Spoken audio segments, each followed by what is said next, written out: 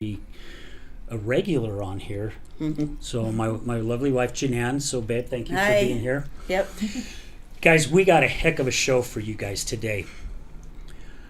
Imagine being a mom, having a daughter, being out on the streets together, homeless, using together, life in turmoil, in and out, rehabs, actually in and out of sobriety. Our two guests today, they're going to share their story. And I've got goosebumps already because I was going through their bio and their summary. And I was telling them before the show, I'm like, you guys, it would be great to have a book. Because just what couple pages they had, I was like, oh my flippin' gosh, this is... I'm just grateful. Jackie, thank you so much also for joining us all together and helping us. So we've got Michelle and Reveena with us today. Michelle is the mom, Reveena is the daughter. Guys, thank you so much for taking time out of your day to be with us. Thanks for having us. My gosh, I mean, you guys have gone through a ton. If I had just met you today, I would have never guessed it. Right, and that seems like that's how it is with the majority of our guests. They tell their story and you're looking at them and you're going, no way, right? It's just not possible. I mean, just to get to the meat of things, what was it like living on the streets as a mother and daughter? Because I know it's tough out there. Right now, I'm not saying I know. I guess I can't say I do know because I've not been there, right? I've not walked those shoes, but I just can't imagine what it was like living on the streets as a mother and daughter, using together, and the street life is not easy. So what was it like? Hell. Like hell? It was hell. Yeah, it was... There's no other word to describe it. I mean, it was a lot of guilt for me for having my daughter out there on the streets with me, and being in active addiction with her was, I thought, oh, Mother of the Year goes out, out the window with that. Yeah, it was rough. A lot of anger towards her because she just wouldn't. She could find places to go to stay, but she wouldn't. She'd stay out on the streets to kind of have my back, make sure I was as safe as can be out there on the streets. So a lot of anger and resentments. In fact, that's one of my resentments I'm working on in my step 4. Yeah. is towards her because she wouldn't go somewhere safe. So yeah, it was just a lot of guilt, shame, struggles, a lot of struggle. A lot of fights. Oh, a lot of fights. Oh, a lot of fights. Right? Yeah, in our addiction, we hated each other. It was ugly. Yeah. I think the only time that we ever got along was when we were in jail together. Mm-hmm. And they would put us in the same cell, and I'm like, well, we can't walk away now. We get to talk, so we would get along when we were sober, and we get along like really well now. But like on the streets, there was no. It was like people would see us coming, and they're like, no. Yeah, they said no. We're out of here. But but she was my mom. When it boiled down to it, was my mom. And I was an angry person in my addiction. I feel like a lot of people can relate to that. And my mom was she always had this undertone of being too nice. Too nice when it came to the other people that were out there, and I would see her getting taken advantage of all the time. And so even though I hated her, that was still my mom. Right. And so I would stick around, and if I wasn't fighting her, I was fighting her friends. But yeah. But for good reason, right? For good reason. You said, you were watching her back and protecting her, because being the younger one and having a little bit more strength, and I don't know what else you'd call it, but you would want to protect your mom. Yeah. It didn't matter. I knew if we were fighting, if we had just gotten in a bad fight, if I needed her for something, I could call and she was right there. She'd come from Salt Lake to Provo to be backing me up for whatever I needed. So no matter how bad our fights were, how angry we were always there for each other, help each other out, and then instantly, as soon as that was over, we were fighting again. Like, hey, bye. Yeah, so... Sounds like another relationship that I know of. Yeah. I was just going to say that I relate to that so much because when I was in my addiction, that's how it was with me and my daughter. Mm-hmm. Yeah. And she wasn't in the addiction, but she was like, we fought like crazy, but I knew if I needed something, she would be there, and vice versa. You know, she has mental health issues, so that's what she was dealing with when she was when I was in my addiction. So there were some huge fights, and so I really relate to that. It's like I relate to the guilt totally. Oh yeah. Totally, because it's like I would bring her down with me every time, and then she would just when she had her ups and downs, and she'd tell me, like, when she was on the high level of her illness, it was like I was the best mom. I did the best I could with what I had. But when she was on her low, I was horrible. You were I was mother a of the horrible year. mom. Right? Just the opposite, you know. And so it was like, I totally relate to that completely. Yeah. Now, Michelle, you grew up with two parents who were alcoholics, right? If I remember. And your dad was a state patrolman as He well. was an Idaho State Patrolman for Wow. many years. I don't know exactly how many, but he was. Yeah, he was a cop growing up, up until I was probably. Well, he ran the port of entry and income for a long time. He was a supervisor there. Okay. And he finally retired, probably about 5 years before I don't know, maybe 10 years before he moved to Portland. So for most of my life, he was a cop growing up. So. Wow. You know, and we have quite a few friends that have been police and and myself as well, and it's a lot of them are pretty heavy drinkers, you know, and they end up drinking even more once they retired. And guys, please don't take this the wrong way. I'm not knocking it, okay? Because I'm a big supporter of our blue. I really am.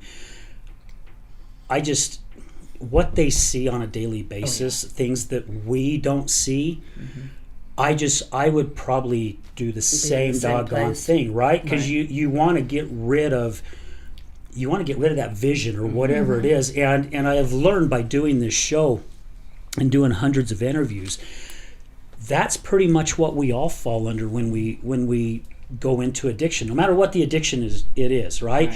The stigma of drug and alcohol, that's poison, you know, but people forget, well, there's prescription drugs, but it's okay because a doctor gave them to us. Or eating, it's okay. Porn, it's okay. But when it comes to drugs and alcohol, there's that stigma.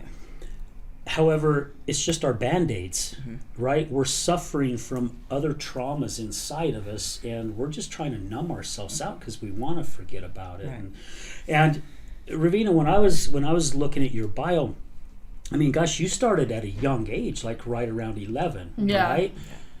And that's where it seems like the majority of our guests, it's right around that puberty age when the chemicals in our body start changing and we start kind of figuring things out a little bit differently. And and you were saying that you were on some prescription drugs to help with some other stuff, but then when you tried pot, it was like, oh, this is way better, right? Fixed. All of it's fixed. Yeah, it's fixed. This is the magic right here.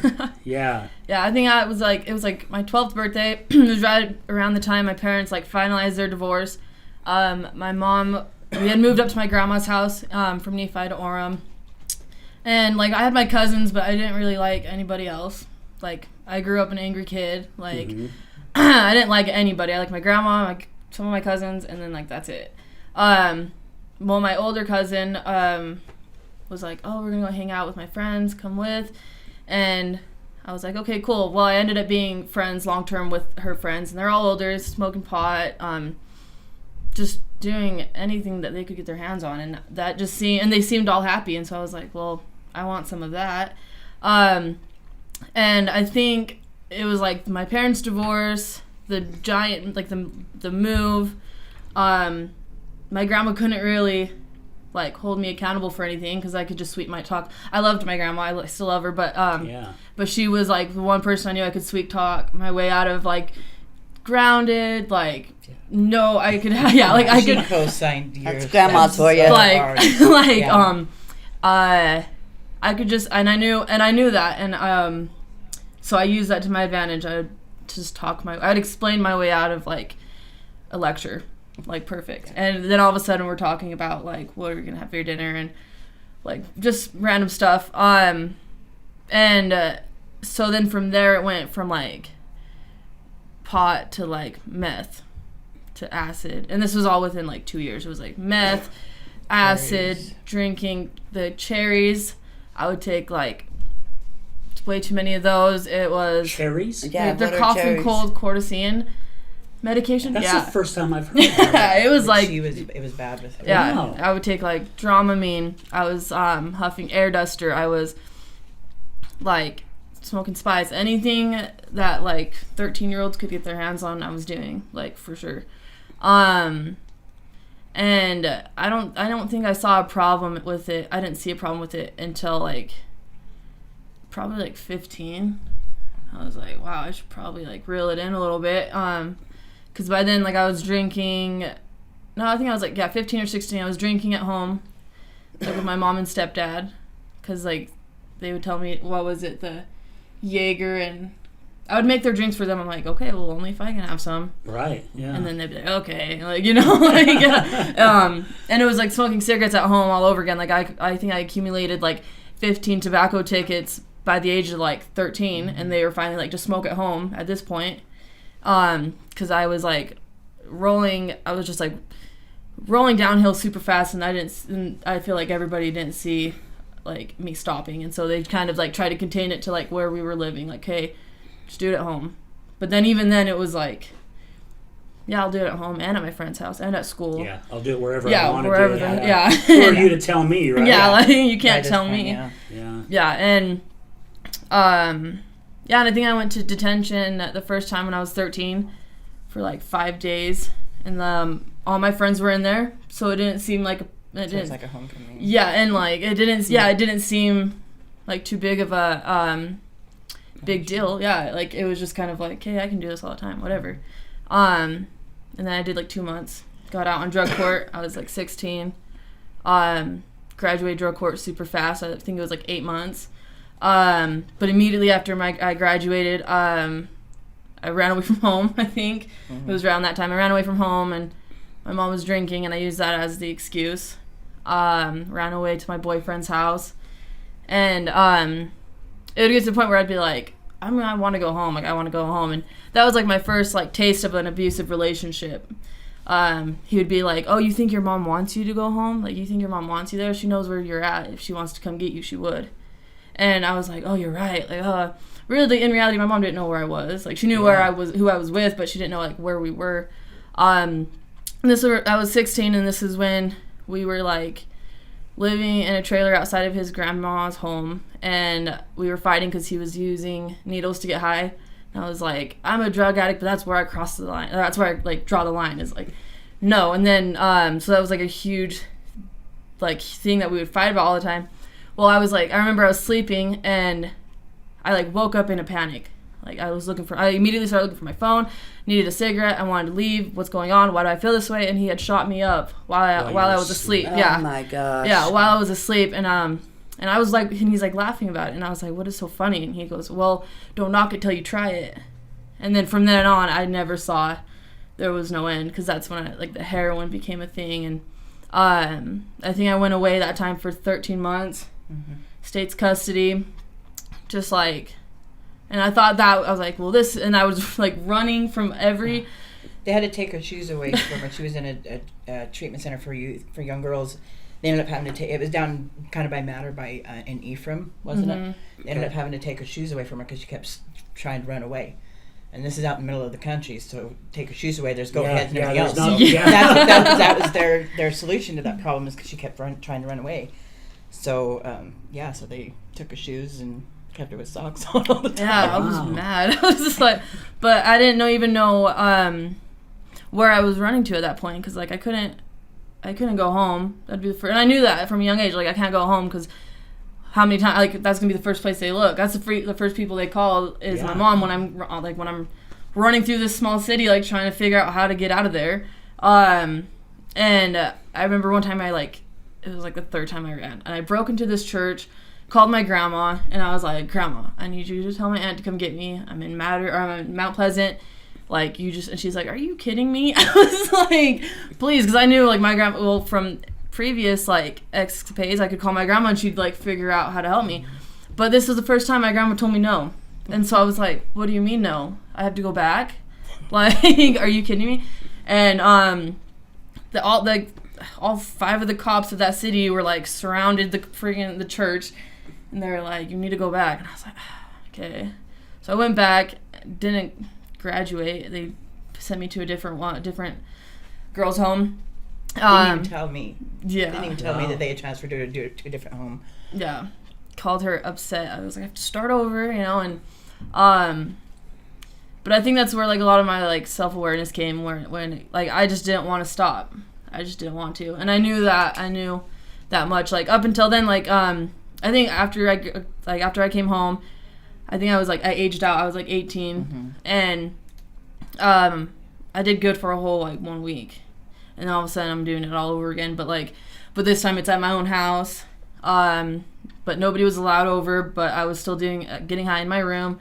I had 2 younger sisters there, and at that point I wouldn't say it was my house. Like, this is my sister's house, so But, like, I would joke around with my family and be like, hey, well, I'm going to go shoot up meth in my room, ha ha ha. And everybody would laugh, thinking, like, I don't know if they thought I was joking, but, like, I wasn't, And Yeah. I think they were just, for the longest time, I feel like my addiction was kind of like a taboo subject. It was like, well, Reveena's never going to stop. Like, Reveena's probably never going to stop. And I didn't believe that I didn't think I'd be alive past 20, for sure. After, like, I started shooting heroin, I didn't think there was no way. I overdosed. Like, to this day, I think I've overdosed like 8 times. Yeah, that's what I read. Yeah. Yeah. And you said, excuse me for jumping in a bit. You said really a few of those times wasn't by mistake, right? It was almost like intentional. Because a lot of our guests have said, I overdosed 1 or 2 times or 5 times, and it was all accidental. I didn't mean to overdose, which most addicts don't, right? They don't want to overdose, but you were a couple times, you're like, this is what I want to do, because life is miserable and I don't want to be this way, right? Yeah, it's crazy. I like thinking about, like, my addiction. Like, a lot of people, like, when I go to when I'm in treatment, or when I was in treatment, everybody would be like, oh, I just wanted to get high. And I would always sit to top and think, I'm like, well, I wasn't doing heroin just to get high. Like, I was legit doing heroin so I could just die. Like, it seemed like the easiest way out. Was like my favorite thing to do was get high on heroin. Why not, like, just take that way out? Because I was just so miserable all the time. Like, thinking back, there was not, like, more than a day that I was, like, content with who I was and where I was at in my life. I was just so sick of it. It seems to be like that for so many of us, right? And even those who don't fall that deep into addiction, there's just something that we are just so unhappy about with ourselves, right? Now, if I'm your friend and I've got issues, you guys would be the first ones there to hug me, pat me on the back. What can I do for you? But when it comes to helping ourselves, we struggle with that so hard. And Michelle, you're over here, you got tears in your eyes, and I believe I get why. Because, I mean, you went into having 2 alcoholic parents. You went into some addiction. You actually said, okay, I've had enough of this crap, right? I'm not doing this. I'm going to change my life. And you did. You did better in your life. And then, if I recall, a car accident happened, and then you started getting on some Xanax and some other prescription drugs, and before you know it, you're right back into things again.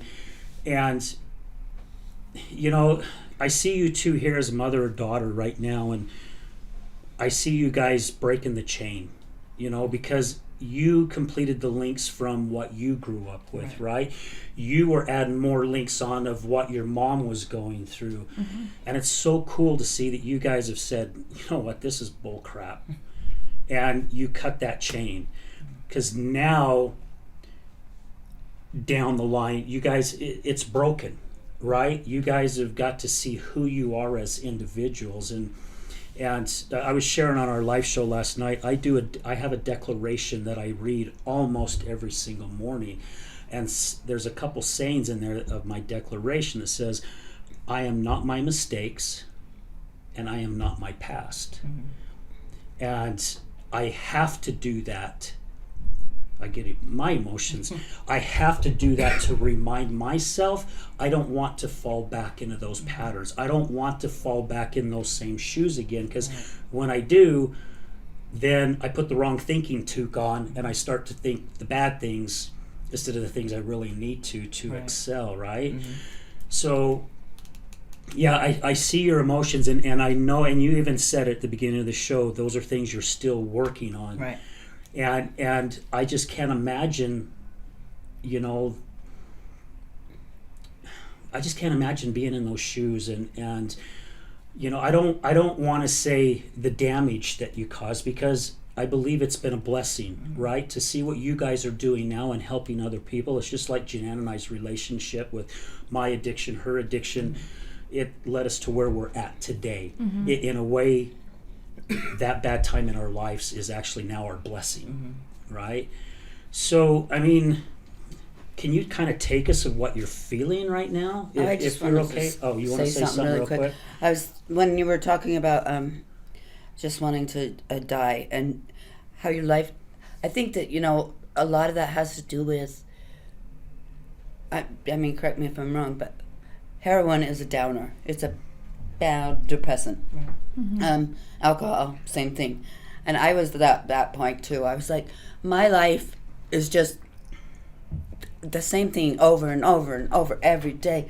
I wake up to drink, I go to sleep to drink. It's constantly there. And I got so depressed. And it's not like I actually wanted to kill myself, but I didn't want to be alive. And because I had no other, like you were saying, I have no way of getting out of this. I can't do it. And so I relate to you on that, is that I think those downer drugs really, really do it to you. Really get you in that place where you don't want to live. And I can imagine how hard that is to hear. Yeah. Because my daughter has suicidal ideation. And so she has called me many times and she has said, this is it, Mom, I'm saying goodbye. And, I wait till the next day to hear back from her or something, but that is the worst thing a parent can hear. Yeah. And it's so hard. And so I relate to both you guys on that. Yeah, it was just hard because, it went from me talking to, family members every day and, people messaging me, just hey, what's up, to, I know I broke my family's hearts. I know, and I'm mending those relationships. And, all my friends from, high school, I don't know if I stopped talking to them or if they stopped talking to me, but I would check my phone and it would just be hey, can you get me this? Hey, I need this. Hey, I need this. And it would just piss me off. Nobody even wants to talk to me anymore. They just need something. They just need something from you. They just need black, or they just need, and it was this is not what, this is what my life has come to. Yeah. And there was no, I couldn't see, it changing. I had been in and out of jail consistently, and I had all those chances and opportunities to stay sober, to stay to just stay away from it, and I kept choosing I wouldn't even stay sober out of the parking lot. It was just I just didn't see, and I knew that, so I was sit there with warrants and just be okay, I'm gonna end up in jail just to either get high in jail or upon the day of my release, and it just became overwhelming. But yeah. When we're going through those life traumas, it's to me, I think it's easy to fall into something because, again, we don't want to feel that, right?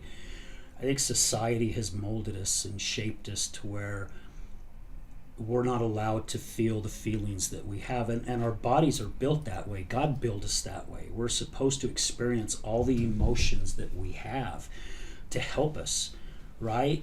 However, society has got to where, well, if you can't deal with it, you're a wussy, and we're weaklings. So we do things to cover it up because we don't want to be judged, right? And it just, I think society even makes it even tougher, So, and again, to go back, I mean, Michelle, again, if you want to talk about it, it's I just can't imagine that spot that you've been in for a long time, and you're working your butt off to climb out of that hole because you know it's not serving you anymore. Right.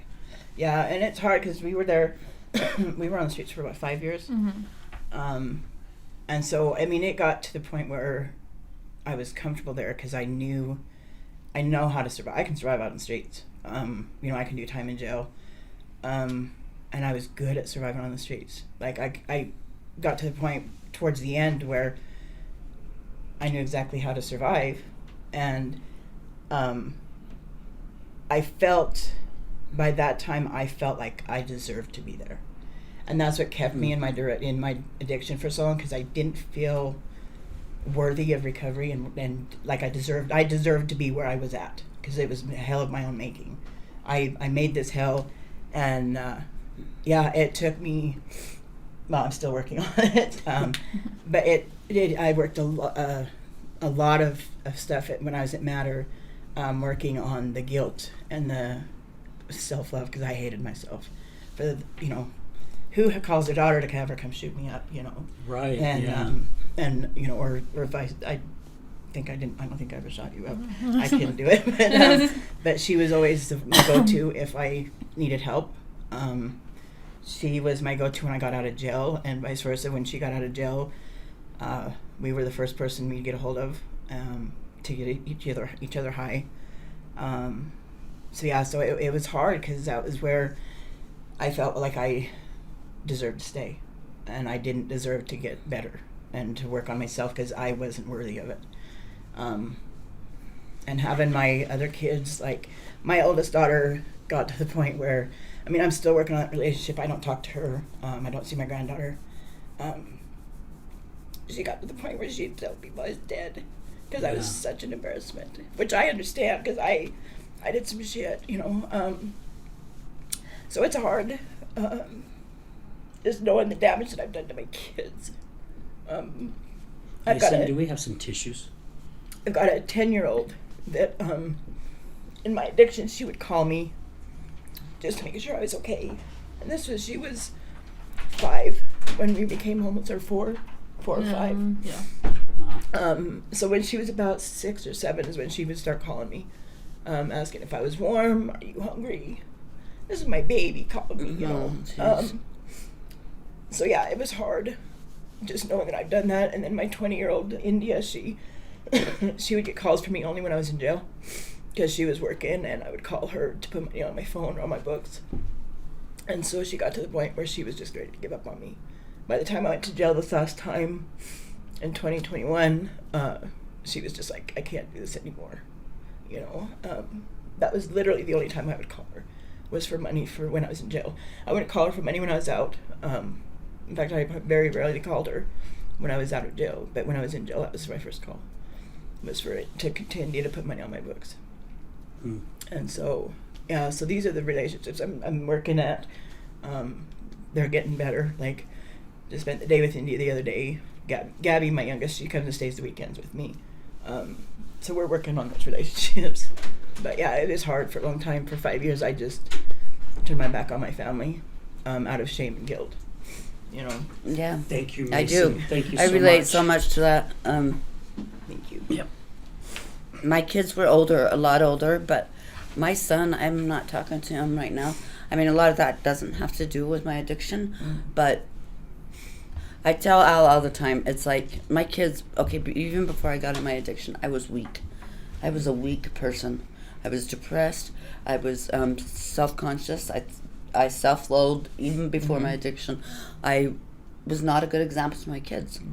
And so now that I'm sober, it's like they don't know how to be with me. They don't, because they expect to get everything they want from me, to, have no discipline, but not like discipline in the sense that I'm raising my kids discipline, but like I'm going to put up with whatever they want to do to me or say to me. And that's not how I am anymore. Now that I'm sober, I love myself and I know who I am, they can't do that. And it shocks them a lot of times. It's like, the other day I was with my daughter and she was sick, so I had to take her to the emergency room. And I was playing with my granddaughter, and she started screaming, and I don't deal with that. I give her back to the mom, and my daughter's just like, Mom, just hold her. She'll stop crying. You don't have to be so afraid of her. And I said, I'm not afraid of her. And then I just gave her this look like, that I'm just done with this conversation. And she's like, I don't know why you always do that. You always start feeling bad about yourself because the baby starts crying. And I'm like, that is not it at all. Tell you the truth. Yeah.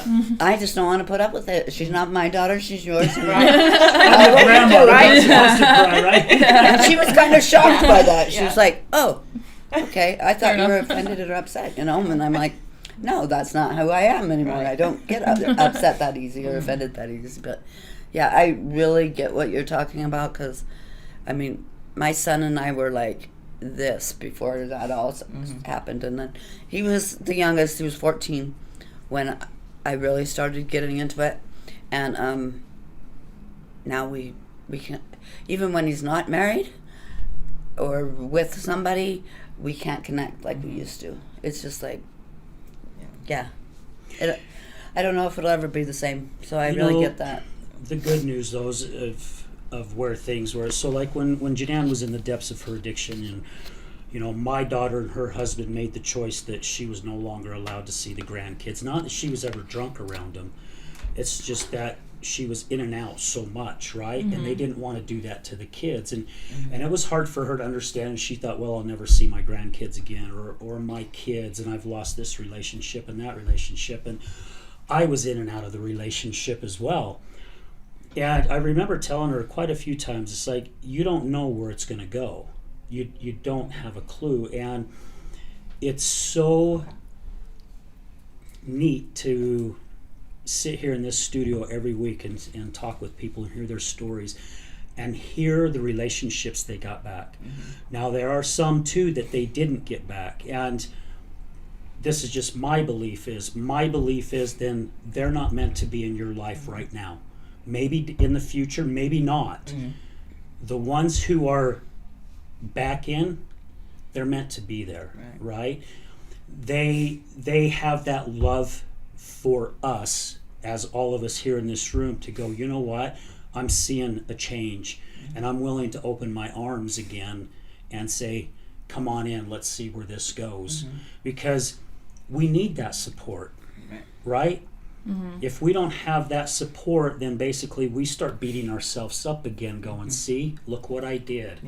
Right? We start beating ourselves up over and over and over again. I used to watch that with Janann. I used to tell her all the time, you love alcohol more than you love me. And she'd be like, no, I don't. Well, that's how I saw it being on the other side, right? And she would feel so guilty what she did to me. And so what does she do when she feels guilty? Grab another bottle, start drinking, right? And it would start all over. It's like that vicious cycle. It is. It really is. Yeah, I would do that with my kids. Like, I wouldn't go around my younger two because I was too high. And then I'd get high because I missed my kids, because I wasn't seeing them. So it was just this vicious cycle that I was in for so long. It's a hard one to break. Yes, it is. And it's horrible. Yeah, we'd be sitting in jail, and I would be like, "Okay," and I just can't do hard time. Period. Just can't. And my mom would either come in after me, or we'd go in together, and all of her feelings would come back. Yeah, my numbness would wear off, and I'm suddenly feeling all this feelings again, and so it's like rec time, and my mom's still laying in bed, and so I'm like, rec time. So I'm like, so I go and I bang on the door. I'm like, what are you doing in bed? Like, you got to get up, dude. Get up and do something with yourself. And she's like, no, I just miss the girls. I'm like, no, you don't get to miss the girls, because guess what? Like, you were out there with them, and you didn't get to talk, and you weren't talking to them, so you don't get to cry about missing them in here. Like, yeah, it's rough. It's gonna suck for a couple of days, but like, this is what we get to do right now. Like, we got charges that we got to face. I said, so we just have to handle it right now. Like, and she was like, you'd get up just like pissed at me, like, go sit on the couch. I'm like, well, we can't sit here like this. We just can't. And I feel like I saw it, like, when I first, the second time I went to jail and I got out, to you guys like living in hotel rooms, and I was like, oh my gosh, like my sisters are not, they were young, but they were not stupid whatsoever. Yeah. Well, when I lost my apartment, she was in jail. So when I first went out on the streets, she was in jail. So she came out to us being home or living in hotel rooms. And I was like, oh no. I was like, I said, it's begun, because I knew it was coming. Like I could just feel it. It was when my mom started using like November 14th of like 2017. I don't know why I remember that. I don't even know why I remember certain days like that too. And it's like, why and I knew, remember something so stupid? And I knew that the day of reckoning was going to come. I was like, God, we're going to lose everything. Like, we're going to lose our cards. We're going to lose our place to live. Like, I'm surprised we still have jobs. Like, I didn't have a job, but I just watched my sisters, and I went to jail, and they videoed that. No, I think I was in intake, and I was like, so what's up? And you're like, oh, well, we got to move our stuff out of the house. I was like, oh. I said, oh, no. I said, and I think like 45 days later, I get out, and the girls are in this hotel room. Gabby was like 4. India was like 16, and I was like, they're not dumb. They know what happened. They know why. They know what we're doing.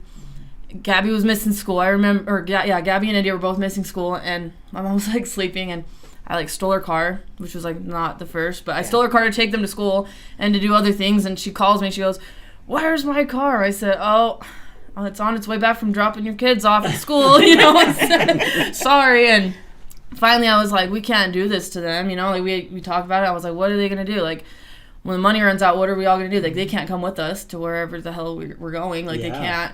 And I was like, I think they need to go to Aunt's, and she was like, oh, no, that's being a bad mom. I said, no, I feel like she hated that. I was like, no, I feel like us dragging them through, because I, like, kind of raised Gabby in India, and, my mom would be at work, and I would teach Gabby how to, like, count.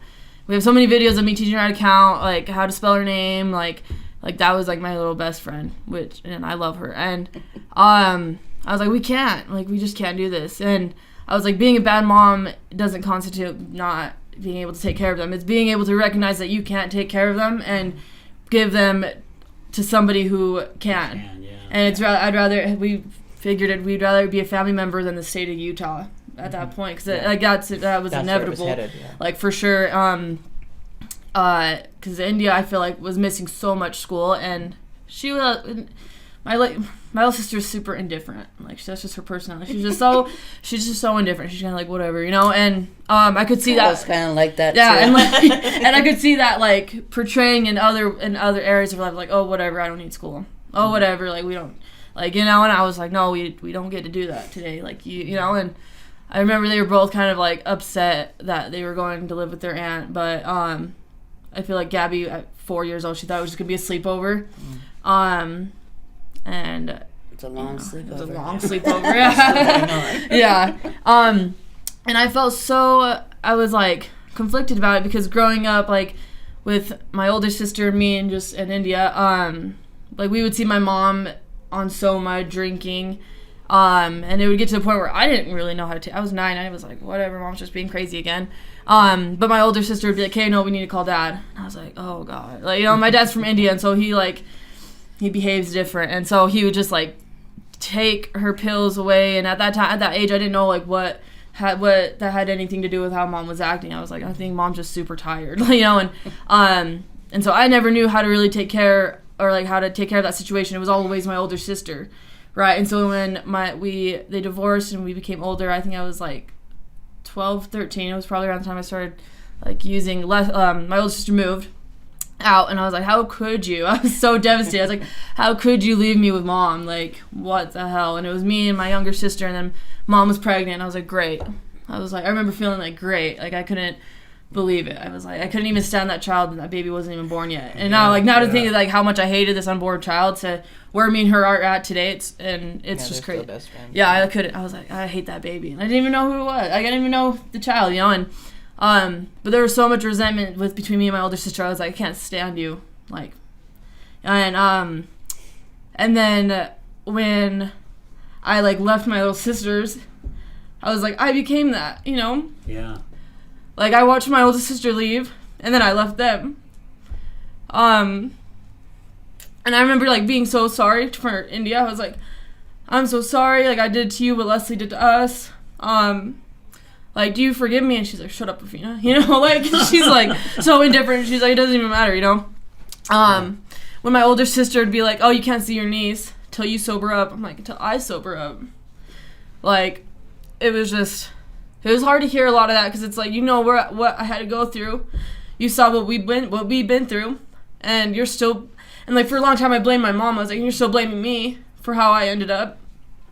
It was just super hard to hear because, like, my sisters were always my best friends, even though, like, we fought like sisters. To hear, like, or to, like, see myself due to my sisters what happened to me, you know, it was just, I was like, this probably, like, the hardest thing I had to, like, go through.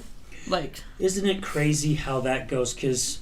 And we're going to stop for a quick commercial break, but I remember Jeananne, like, going through that because her dad passed away of a heroin overdose, and her dad battled addiction. And I remember, and I'm not going to say it on the show, but I remember a lot of the stuff she said about her dad, right? I mean, her mom and her dad came over to our house one day, and Jeananne basically said, you're not allowed in here. You go back and sit in the car. And 2 days later, he was dead, right?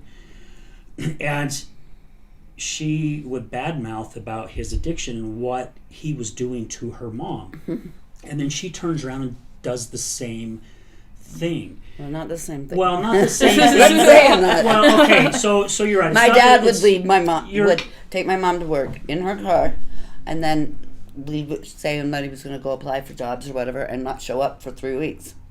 I never did that to him. No, and I'm just saying, but the falling into the addiction, right? We have a tendency to say something to protect ourselves by saying what somebody else did to us, just to turn around and if we start thinking about it, we've turned around and we've done the exact same thing, right? But we're so caught up in our own feelings and not really seeing everything that's going around us. It's crazy. Let's take this time right now we've already gone 40 minutes. Can you guys believe that? Gosh. 40 flipping minutes we went already. Yeah, that was fast. It goes by so quick, huh? Yeah. So guys, we're going to stop for a quick commercial break. We'll be right back to go through the second half of this, and stay with us.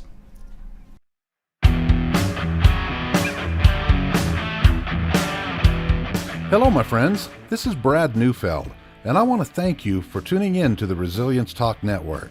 You can listen to my show, Resilience, every morning, Monday through Friday at 8 a.m. Mountain Standard Time. On my show, we will be discussing what it takes for you to overcome the day-to-day challenges that all of us face in life, as well as some of the devastating ones that may lead us to feelings of hopelessness and despair. It's my goal to provide you with the tools and skills that you need to overcome anything that is thrown your way. To find out more about my show, visit our website at www.resiliencetalk.com. That's www.resiliencetalk.com. And as always, until we meet again, go for everything that you want in life and make it happen.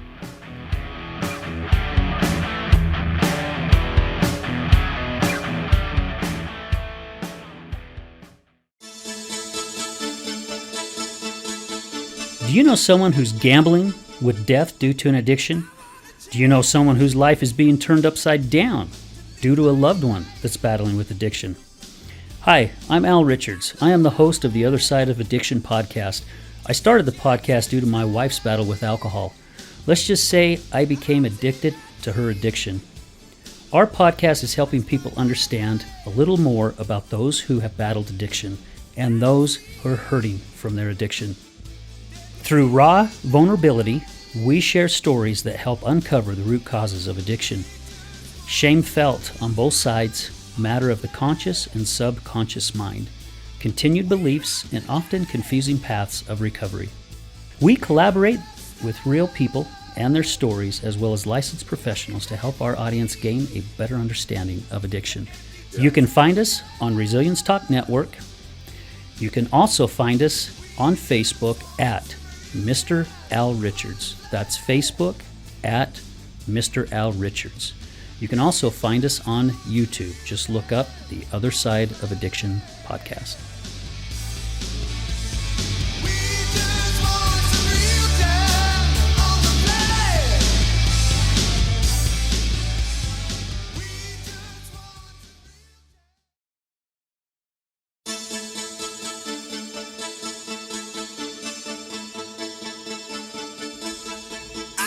chance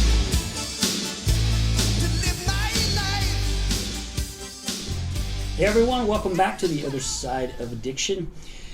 Our special guest today is Michelle and Reveena. Guys, thank you so much for being here. Yeah, thank you. Man, what an emotional first half of the show. I mean, I had tears in my eyes. You guys had tears in your eyes. It goes to show how real this stuff really is, right? How it affects us in so many different ways. You guys have been working on your recovery now, and you're out there helping other people through their journey. One thing that I have found that has helped me even through my recovery and my process of becoming a different person, it's that learning how to forgive ourselves, right, for our past. And you know, and what's crazy, it's I figured that out through my wife's addiction, not through mine. I figured it out through hers. You know, I remember, gosh, it was probably the third time I filed divorce on her. And I remember hitting my knees and I kept asking God, I'm like, what am I supposed to do? Am I supposed to stay in this relationship? Am I supposed to leave? And I remember reading in Todd Sylvester's book, I Am Recovered, he's talking about how he heard some girls talking about fasting and stuff. And I hadn't fasted since I was like 13 years old. So I called a buddy up and said, hey, I don't remember how to do this. How do you do this? And he told me, and I fasted. And after the fasting was done, you know, he told me to pray and then really listen. And the word forgiveness kept coming up in my head. And I have really gotten in touch with my spiritual side. I call it my Holy Spirit that's talking to me. And I've learned how to know when it's the Spirit and when it's not. And that word forgiveness just kept coming up. And I'm like, okay. Do you want me to forgive her? Oh, heck no. No way. All this stuff that she's put me through, this has happened. And it just kept coming up. And I finally realized what it was. I was supposed to forgive myself. Forgive myself for the past of what me losing my job of 24 years because of my addiction, right? All the stuff that I put her through at that time, lying to her, right? Hiding it. She had no clue I was doing coke. She had no clue I hid it that well. I just want to say one thing. You hear what he just said? I'm on the break. What did I tell you about my dad? How he lost his job of a long time. Yeah, so this is coming That's back. part of where my addiction started shortly after he lost that job. So that's kind of where it started coming, because in the back of my mind I was going, he's just like my dad. Right. You know? Right. And yeah. Wow. So I had to deal with that. So the forgiveness, so I finally realized I had to start forgiving myself. I didn't know what that looked like. I didn't even know really where to start, right? But I did. I'm like, okay, I don't know where to go. Being a spiritual person, I'm like, I'm just going to start praying on it. I'll get my answers somewhere, somehow, I don't know. Started picking up books, reading some books.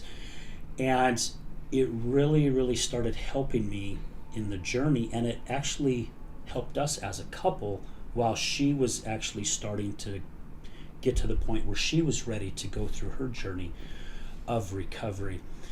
And I think it's a long process, right? It's something we just don't get over within a year, 6 months, 2 years. I think it's something that we have to continuously Lifelong work on. And the reason why is our subconscious mind has a way that when we're feeling down, it likes to punch you in the gut more than once You're feeling to down, remind you, right? Yeah. Oh, you're feeling down. Well, let me remind you about this one. There's more. Right? There's more. Yeah. So we have to constantly work on that. Are you guys finding that? Oh, absolutely. That same thing? Absolutely. Yeah, like with me, it's crazy. So my mom passed away 2 years ago tomorrow. I was in jail when she passed away. I couldn't go to her funeral. She was living in a nursing home, so I used the coronavirus as an excuse not to go see her. When in reality it was my addiction. So that's something I still am struggling with so hard because I wasn't there and I didn't see her for 1.5 years before she passed away. I talked to her the Saturday before she passed away. So it was hard, and I still struggle with not forgiving myself. In fact, she just went last week to see a medium, and my mom would talk to her through the medium and said, it's time for your mom to forgive herself, because I have. And so, forgiveness is a huge thing. I mean, next Saturday is my 18-month sobriety date, and Right. and it's still something I'm working through, is forgiving myself for all the crap that I've caused and did and all that. So I mean, it's a long road. It's like you said, it doesn't happen overnight. It'd be nice. It'd be wonderful if it did. I think my addiction wouldn't have gotten as bad as it did. It's a struggle that we get to work through every day, on forgiving ourselves for the many things that we've, the hurt that we've caused, the drama that we did, the damage that we've done to those that are closest to us. And, I like how you said we get to do it. Mm-hmm. Because I mean, a lot of people, they think of it as like, well, all this work I have to do or whatever. And it's like, you grow from it so much, and it makes you such a better person by being able to get through this stuff and to be able to forgive yourself. That I just like that phrase, we get to do this. Just like, I didn't lose anything in my addiction. I gave everything away. Yeah. And it's like taking responsibility for your life. Yeah. Yeah. Well, and look what all of us have gained. Right? The blessings of sobriety just keep pouring in. Right. Yeah. Right. Blessings are incredible. Like I was saying, I literally I haven't been looking for a job at all. I've been very happy and content with the job that I have. And yesterday, this job offer just literally fell in my lap.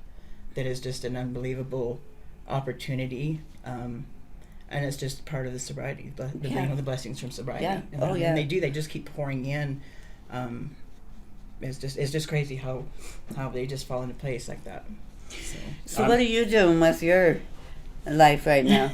I work at a treatment center, Wasatch Recovery. Oh. Yeah, so I went there. So, one of the many so you ways. know Todd as well. I do, and Mark and, Yep, and Sharice and everybody. Yeah, I love it there so much. Yeah. I am a sponsor to 2 sponsees. I love them. Other than that, I'm just waiting for me to be able to get my license back, which is still a year away. But yeah, I get to go through all this sober. And I mean, last year I had a self-surrender sober, which was so crazy because I went and knocked on the door and they're like, "Sing, are you lost? Like, what are you doing?" They're like, "Where's your mom been?" I was like, Utah County Jail knows this really well. Yeah, they're like, "Where's really your mom?" Well. I mean, it was Mama Sing and Baby Sing. Yeah.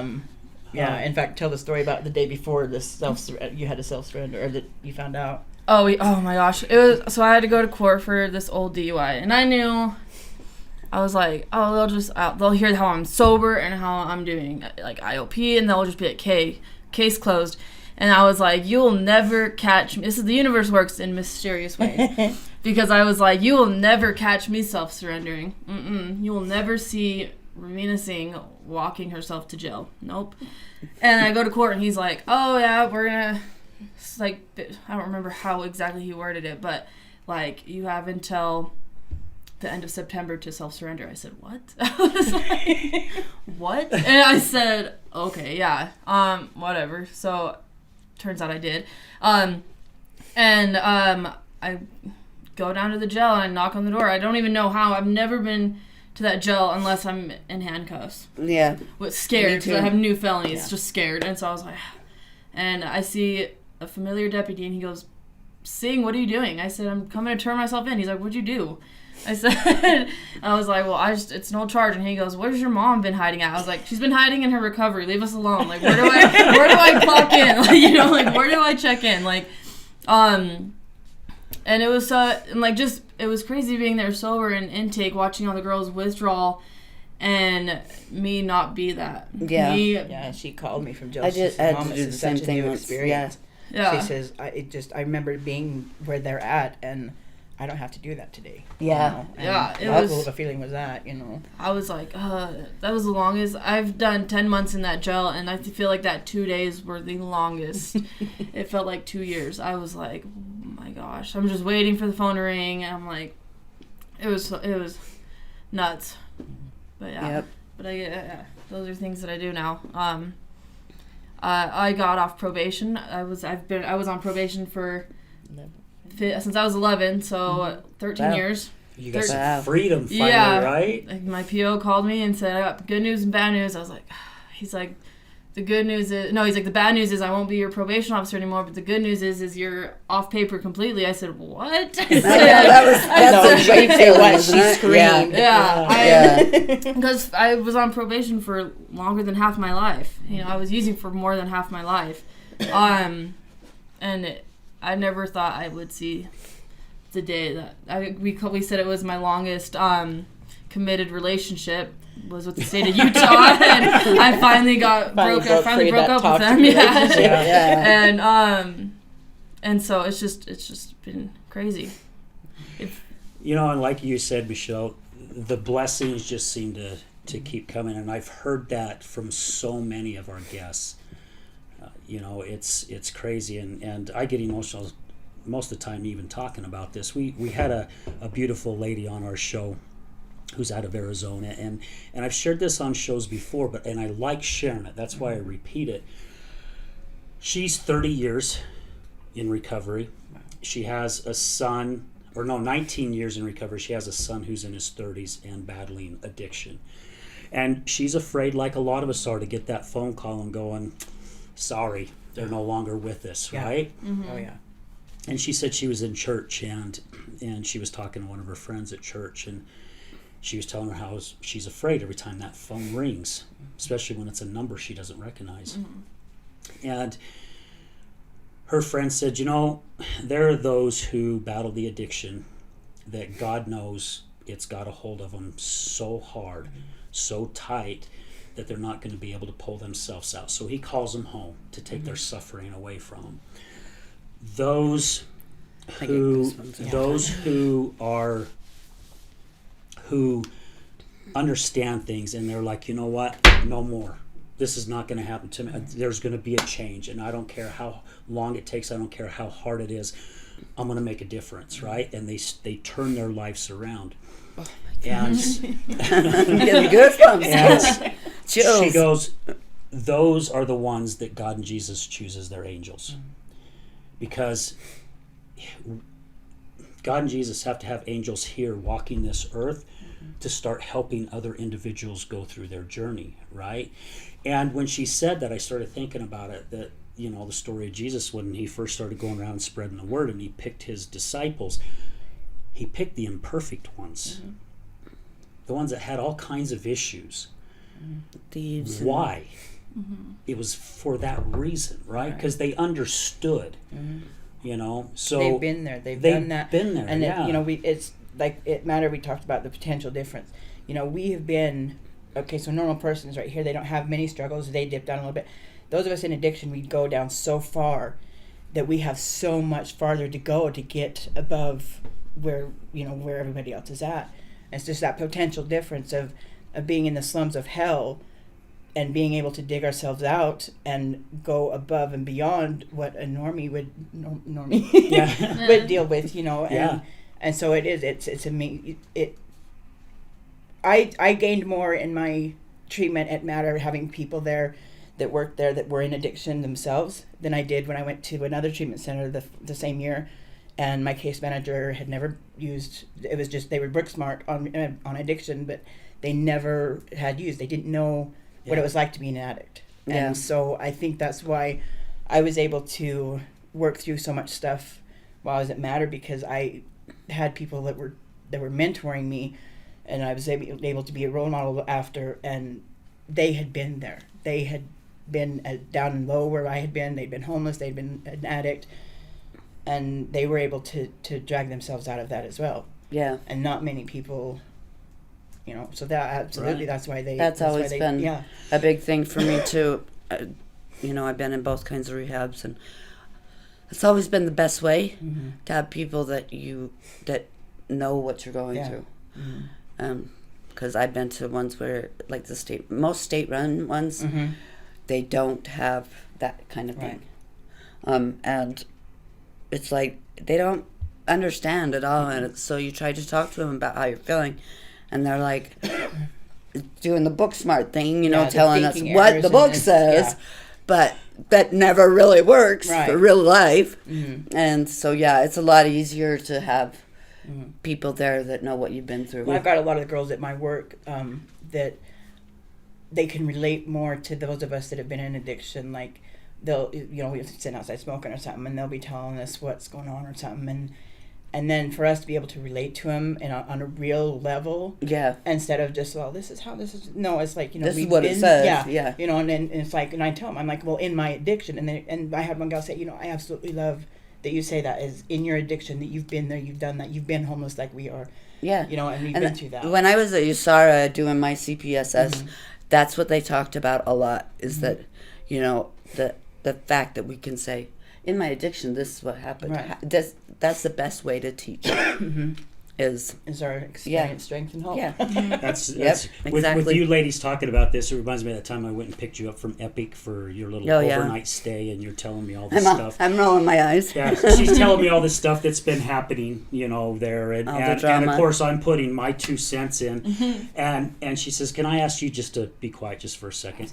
And I'm like, "Yeah, what?" And she goes, "For once, for effing once, I wish you'd be my husband instead of my damn therapist, because you don't have a clue what's going on." I'm like, oh man, she just kicked me right in the crotch. Did I get it? No. I was still trying to be your therapist, right? And I've used this analogy on the show. It's like, if my wife was telling me what it's like going into labor, and I'm like, oh yeah, I got you, I know what it feels like. Right. No, the hell I don't. I know what it's like being there and seeing it, but I don't know what it's like to go through that experience. And even though I went through my own type of addiction, I went through it differently. I didn't go to rehabs. He didn't look at it as an for a addiction long either. time. Yeah, for So, a long time. until just recently, and so Yeah. he can't relate to me at all in any of the addiction I went through. But yeah, I always try to talk to him now, and he's like, "You need to call Tiffany or Trish. Now I'm like, I'm like, somebody you can call. You're not helping. Call me Yeah. anytime. I don't want your advice. I just want you to listen. That's all." Be a soundboard. That's what we need. Right. A soundboard. That's all we need. And that's a mistake that those on the other side that we make, right? And I want our listeners to understand this. And we just had Salt Lake City Mayor Erin Mendenhall on the show here last week, and her show should be coming out here in another week, I think. But I was telling her, I really do believe that we need to change the laws to when a loved one goes through recovery. They're going to wherever they go. I'm thinking it needs to be mandatory that family members go through as well, because I think they have a better, and I believe there's been a study on this, they have a better percent chance of staying sober and staying clean when the family understands, right? Because if they go into recovery, however long the insurance companies want them to stay there, whether it's 30, 60, or 90 days, which is another thing I think is bull crap, they go right back in the same environment with people like myself with my wife who don't understand. And not purposely, we do it because of love, but we make the wrong decisions. We say the wrong things. Well, if we learn more about the addiction, will we understand it completely? Absolutely not. Right. However, if we have some tools in our pouch that can help us understand a little bit more, we're making life easier for those who are going through recovery, right? And realize it's not just stop doing it. Why are you just choosing stop, that over right? me? I said that to her thousands of times. Just stop Oh my doing it. gosh. Yeah. He said that so much, I don't even know how many times. I didn't. I'm And I'm like, you don't get it. it's hard. I've tried to stop. It just doesn't work that way. But I was going to say that if we always go back to the old ways, things that old way of working things, we're always going to use again. Well, yeah, because yeah. we have to have enough different, and so that's where my part is with the loved ones. They need to be involved in recovery, because if they're not, we'll just keep using. I heard somebody say at a meeting like forever ago that, and it's always stuck with me, that like you can't heal in the same environment that you got sick in. And I like always think about that, and because I would always go back to the same, and my environment was just like the same people, the same city, like just doing the same thing, and I just stayed sick. Yep. Yeah. And I know they say everywhere you go, there you are. So changing your environment is not going to help. I call BS on that. Me too. Because Totally. I've been up here in West Valley because my addiction was strictly Third South in Provo. It didn't really ever come up here to Salt Lake. I mean, I'd come up once in a while. But me moving up here, because when I first was getting out of treatment, they wanted me to go to Orem. I was like, no. No, not a good idea. I might as well just go right back out to it, because that's what's going to happen is I'm going to end up with a needle in my arm within 24 hours, because that's what happened the first time I got out of treatment. Went to sober living, literally around the corner from where my mom used to live. So I worked with Jackie and got into Sana's house up here in Salt Lake, and being up here, removing that element from my environment has made all the difference in the world, you know. And I struggle still going to Provo. I can go to Orem to pick up my kids. It's in North Orem. I can go there, but going to Provo, like, our anxiety, just like, you know, we just get this nauseous feeling, and it's just like, so yeah, your environment, yes, everywhere you go, that's where you are. However, removing those, I don't even know what to call them. Triggers. Yeah. Yeah. It's just, If you try to stay sober in the same place you used, and see, I struggled with that a lot in the beginning, because I went back to our apartment. I don't have as many memories of those apartments as I did previous apartments, but I did struggle with it. In fact, the other day I was telling Al, I had a trigger when I went out to smoke, because that's where the very end was for me. The day that I got sober, I was laying out there on the grass, because we had to go out front, and it's just off State Street, so like that busy road. The grass the other day was the exact same as it was when I got sober, so it's all that dead grass, but no snow on the ground. And I laid on that grass for 3 hours, something like that, before I finally said yes to him about going to I detox. kept going out there checking on her to see. But for the first time and only time, I had an alcoholic psychosis. I was seeing people, hearing people. I couldn't get up. There was death in my eyes. Al thought I was going to die. And I had a trigger the other day when I was out there smoking. I had a flashback completely of that time, and it freaked me out. Anxiety, right up, you know. And so it took me a lot to go back to the same place, but it helped that he had gotten a lot of help along the way. You know, just after I got sober, he went to craft, and they taught him all sorts of things of how to work with me. And if he didn't do that, I probably would have used again, because just because of the same environment and the same, you know, and he's always been my sole support. So if he didn't get it right, then I wasn't going to get it right, because we can't work together that way. Yeah. Now I don't remember what I was going to say. Sorry. No, it's okay. It's all good. I'll remember. It'll shuffle back here eventually. So, ladies, is there anything else you'd like to share? I mean, you guys have been through a lot, and I congratulate the both of you for where you are at right now. And some I want to touch on earlier. Michelle, you were talking about, you know, you've been down the depths as low as can go, and where, you know, the normal people are right here. Those who are in long-term recovery, they don't come up with the normal people. They go past them. Oh yeah.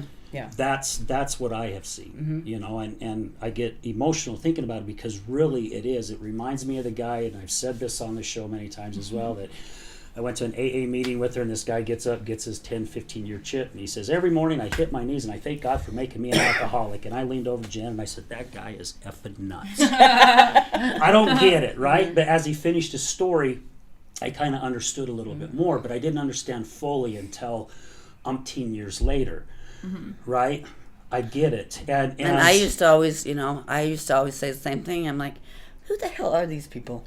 You know, Grateful who alcoholics. does that? Yeah, when they introduce Yeah, or themselves, great they're addicts. Yeah. It took me about Yeah. a year and a half into my recovery before I went, Yeah. I got it. Yeah. Yeah, because it's you guys go way past everyone else, and this is just my belief why. I don't know if I'm right, but this is just how I'm seeing it. It's because, like you said, you've been in the darkest of dark, right? To where you didn't see a light, and if you did, it was just a pinhole, right? We Say it again. we look through life. When we're in that, we look through life through a straw. All we see is just a little teeny dot right in front of us. We're not seeing the whole thing. As you're coming out and you're starting to see more and more of the light, and you finally get out of the hole, now you're even with society who thinks Right. they're frickin' all normal when they're not, right? We're all messed up in the head. Right. Some of us just admit it and some of us don't. You start going past that. You start seeing life the way it's meant to Oh, be lived. Yeah. You are absolutely. grateful for your hard times, even though it still scares you, even though you still put yourself down for it, even though you still have regrets. It goes back to our feelings again of going, doggone it, this is who I am, this is what I did, this is not who I am today, Right. this is what's made me who I am today. I'm a better person, I'm a stronger person, and now with me destroying the relationships around me and running amok in society, I'm one of those people now who are putting my hand out and going, let me help you get out of Yeah. this hole Absolutely. as well. Because in my eyes, there are a lot of good people out there, yes, but there are a lot of people who think they're above everyone else when they're not, because they're not doing what people in long-term recovery are doing. They are giving back so flippin' much. You meet the most I like- amazing people Oh, in recovery. absolutely. The Oh, most yeah. caring, compassionate, genuine people Yeah. that will Definitely. help you with anything, and then that's what I love about the community that we live in now is it's there's so many people that are just truly amazing. I mean, I've met some amazing people, and the gratitude in every single, that's one thing Oh, yeah. that runs straight through him, is every one of them is grateful for the smallest things that most people take, that I took for granted before my Right. addiction. Yeah. Oh, for I'd go sure. to jail and think, oh my gosh, I miss the sunrise, but I was out there every day and I'd see a sunrise and sunset, but I wouldn't miss it until I was in jail. Nowadays I'm just so grateful for even small. I'm grateful for having a roof over my house, my head, and for Yeah. having hot water, and just the smallest things. And that's what the one thing in common that people in recovery have is we are so grateful because we've lost everything, or like you said, given it away, Yep. and now we are able to climb out of that hole that we dug and come up and above and beyond, and we're just so grateful for everything because we know what it's like to have given it all away, Right. and having absolutely nothing. Yeah. I like to tell people all the time that I think everybody on this earth should do the 12 steps. I think it would be, we would have a whole new world. Yeah. Oh yeah. Yeah, whole new society for sure. Yeah. Yeah. Because it holds you Yeah. accountable, right? Yeah. It holds us accountable. And it we helps all us- need that. You reconcile your resentments. You make your amends. You Give back. but I give mean, it to God. Let Him control your life. Let Him to show you how to control your own life. And you give back service. Yeah. That's the 12th step, Yeah. and it would just make this world a better place. Yeah, it for sure. absolutely would. Absolutely. More love, more Yep. gratitude, and more love, because the more we give that out, then Connection. Joy. There's so much The joy in better. that stuff, in Yep. the small things, Yep. I mean, I went for so long with no joy in my life, Yeah. feeling nothing but despair and pain and sorrow and Fear. and Yeah. and anger and and now Yep. it's just even the small things. I mean, I have so much joy in my life today. Oh, yes. It's just amazing, you know. Yep. Yeah, there's a lot society needs to learn. You know, and I learned a lot, you know, at that sober living / lynch mob / That was so bad. whatever it was. I mean, literally, I was in shock, and Oh, you know, she had to leave. She's like, babe, this is triggering me. I got to leave. So she Yeah. left to go around the corner to the truck. Like we're And- talking about the stigma that Oh people my have. I mean, oh my gosh, gosh. well, especially I the was way too. especially the And I was lady- standing right next to the two ladies from the. the one that was used the to be PO. PO. Yeah. The one Oh, from Oh, PPP. I'm like, I gotta go, babe. I mean, Yeah. Me and her we were husband fine. was right next to me talking shit about addicts, and he I didn't got know her. I was an addict, you know? My I got reaction, how I was reacting, it was like the old me, like the anger, like I'm gonna she show was you, getting like fired up. this is like how I think, and you're gonna be thinking it by the time you leave. And then like the new me, like, well, look at me, like I have broke through. Like they were fighting it. The old me and the new me, they were like I at can war with imagine. Bryce kept coming. And I Bryce was kept like- coming to calm down. I was like, I couldn't believe some of the things. Yeah, Some of that's the how things it that was they for were me. saying, So I was I just had like- to, I had to leave. I was like, Yeah, it I was can't just- do I was this. dumbfounded by Yeah. I mean, I never. I had never. Me either. That's all I can say. I told Al, I've never seen people like this yeah, before, ever. ever. Yeah. It was horrible. Yeah, that It was sickening. I'm Yeah, it so was. grateful that Jackie invited us to that, and because it opened my eyes even wider. I mean, Yeah. it really did, and I really do my best because I was one that had to go through therapy in my early 20s to learn how to control my temper because I had a very, very bad temper. And man, I could feel those blinders closing in, and Yeah. the guy whose wife worked at AP&P and he's out. I mean, I Yeah. started getting in his face, and I had a friend who I knew from the chamber days, tap me on the shoulder. He's like, Al, calm down, calm Yeah, down. that was And I'm glad he was there to do that because it drew me back. If there's one thing It's- Al does is defend me, and he always has. No matter how bad I've gotten, he's always defended me, and so I knew, I could tell that he was like, all right, you don't talk this way about Yeah, my I mean, it wife was- or it was anybody so bad. that's Especially like when you her. don't know who she is, right? Yeah. I mean, they don't know the people who are going to come in there. Yeah. They're seeing that That's they're the seeing that stigma, and Yeah. they're already judging people. And another friend of mine was there, which I saw him in the crowd, and again I met him through the chamber days, and it was Ron Duncan, who used to be the monster truck driver for Maverick, and he's Nice. been on our show before, and he come up to me after and kind of said a few things, but when he was on the show, he's like, man, you really opened my eyes that day, and I'm like, that's good, because it opened my eyes, to see how people were judging other Be so individuals and be so ignorant. Now I understand the fear, right? Right. However, I also learned that day too where fear will take people, Yeah. Definitely. and it was just it was just crazy, crazy. I don't know if I told you guys, but there was a lady there, her and her husband, and they rode their bikes down. I saw him. Yeah. She was telling me that she was in recovery too. Oh, really? She's like, my neighbors would be shocked to know that I'm in recovery. And she says, I'm not going to say anything. Oh, I don't blame her. I don't blame her. They'd be But blaming she her. just thought, yeah. Yeah. But you don't really know who your neighbors are. No, you don't So know. how can There's you so judge many- somebody like you've never you said, met? you wouldn't have known us Yeah. walking in here that we were in recovery. No. A lot of people don't. How would you? Yeah. I voiced mine. I mean, we're loud about it. However, people just meet us. You Yeah. don't know. Yeah. I never would have known you were. Yeah. Or you. I mean, that you don't know. It's No. it's all. I walks mean, of even life. people in There's recovery have stigmas, Mhm. you know, of other people in recovery. Yeah. I did the same thing with Dave Jerosher's wife. She's in sobriety.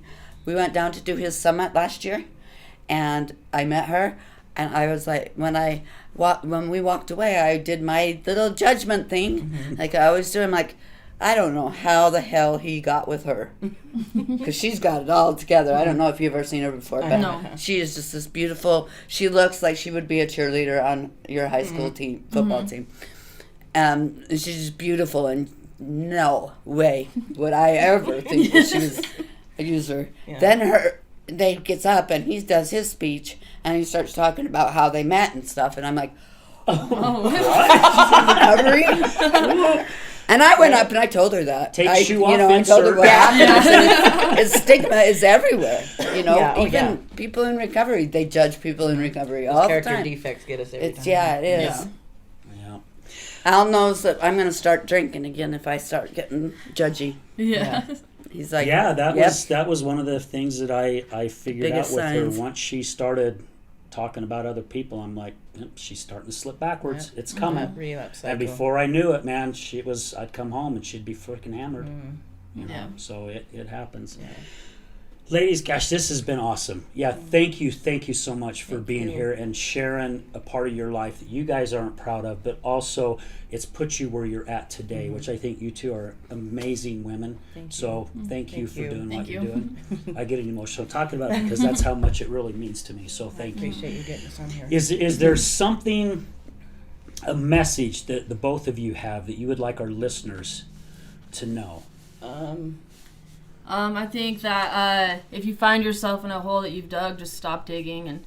And I feel like learning to forgive yourself, especially when you have good intentions. You are not the failures that you have been part of. And I think learning to love yourself is number one. It's always been number one. Yeah. I think mine would just be, you're worthy of recovery. I mean, everybody is. Forgive yourself. There is life after addiction, and recovery is a beautiful thing. The blessings of sobriety just keep pouring in, and reach out. Just reach out. Two great messages. Yeah, I love it because it is possible, right? Absolutely. I mean, you two are living proof right Yeah, here, four of right? us are. You All three, four yeah, of us all are. of us are, Yeah. right? Yeah, all of us are, is proof. And I mean, all our guests that we have on every week, and we've got some guests lined up too here in the really near future who are on the other side, and that was one of the reasons why we named the show that we named it, and just to hear how it affects so many people. However, it's also to see how the relationships can come out stronger than they were before everything fell apart, right?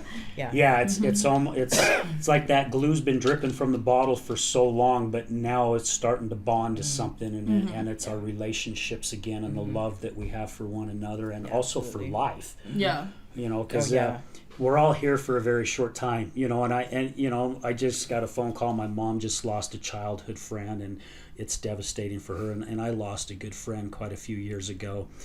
And I'm grateful to be at my age. I'm almost 60, and I'm so grateful that I'm still here because there are people that I know who've not made it to this point.